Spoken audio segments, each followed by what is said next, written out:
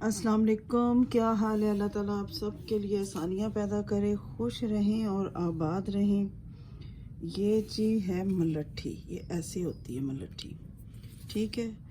इसको खाने के फ़ायदे भी हैं, इसको फेस पे लगाने के फ़ायदे भी हैं। तो आपने ये पंसार स्टोर से मिल जाती हैं, बहुत सस्ती तरीन है, लेकिन इसके फ़ायदे इतने हैं कि आप ज़रूर ये लाएं, घर में रखें।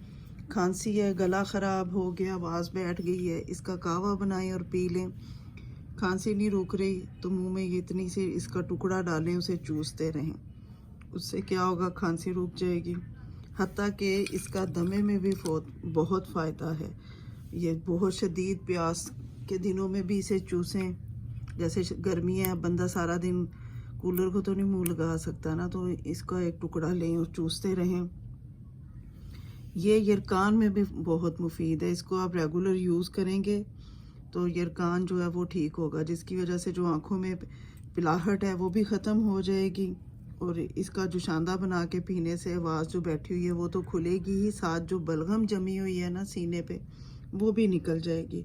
हत्ता कि जो जिन लोगों के हाथ पाँव जलते हैं गर्मियों सर्दियों में, तो इसके इस्तेमाल से वो भी ठीक हो जाएंगे।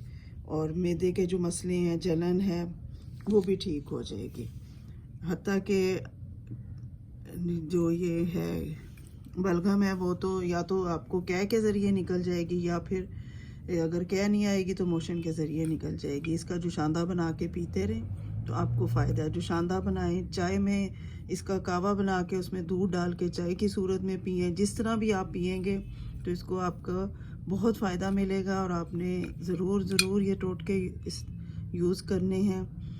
और आपने वीडियो को लाइक करना है, कमेंट करना है, शेयर करना है। चैनल पर नए हैं तो सब्सक्राइब करना है। अल्लाह हाफिज़।